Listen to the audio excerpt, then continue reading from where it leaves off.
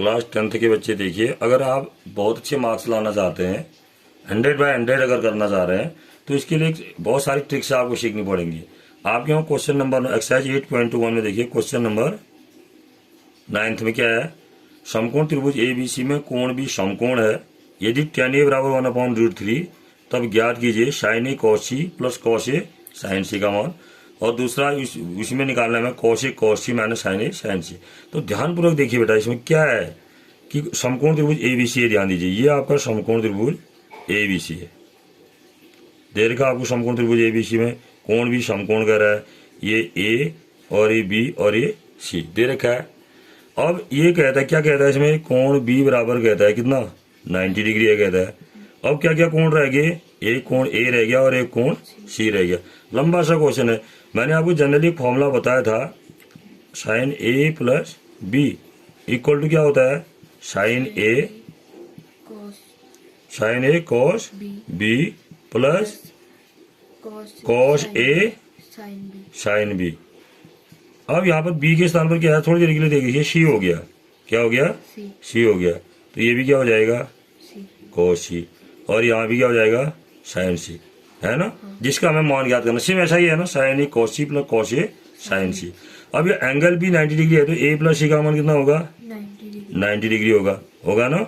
तो यहाँ से जो हमें निकालना है, इसने क्या निकालना है हमें, यहाँ से क्या निकालना है हमें, sin A cos C plus cos A sin C।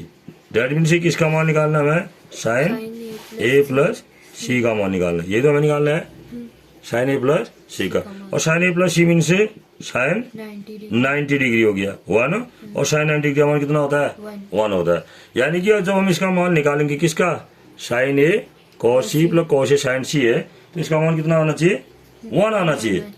अगर आप भले ही इस तरीके का यूज ना करें, लेकिन दिमाग में भी आप सोचेंगे कि इसका मान कितना आएगा, तो निश्चित आपको समझ जाना चाहिए कि sin A प्लस C का फॉर्मूला है, और A प्लस C का मान 90 डिग्री होगा, तो sin 90 है, और sin 90 का मान 1 होता है। सिमिलरली इसी प्रकार देखिए, फिर क्या है हमारे पास, cos A cos C minus sin A sin C, है ना।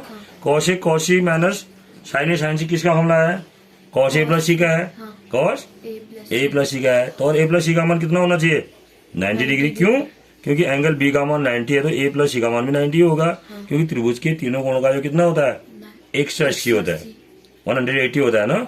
तो अब इसका मतलब ये किसका मान है, cos A plus C, that mean से cos 90, और cos 90 का मान कितना होता है, 0। कितना होता है, 0 होता है। तो cos 0 का मान, cos 90 का मान 0 होता है, इसका आंसर कितना होना चाहिए, 0। तो देख के भी उत्तर आ जाना चाहिए, है ना। अगर हालांकि ये ऑप्शन में नहीं आएगा, एक नंबर में नहीं आएगा इतना, एक नंबर में आता है तो सीधा सा तरीका, इतना कौन अपना समय खर्च करेगा, सीधे लिख देना, इसका मान 1 आएगा, इसका मान 0 आएगा। अगर भाई लंबा भी आता है, 3 नंबर का क्वेश्चन भी आता है, तो क्वेश्चन बनाने से पहले आपके पास आंसर मालूम है कि आपका इसका आंसर इतना आना है। अब आंसर लाने के भी 2 तरीके हैं इसके, नेक्स्ट वीडियो में बताता हूँ कैसे इसके 2 तरीके हैं।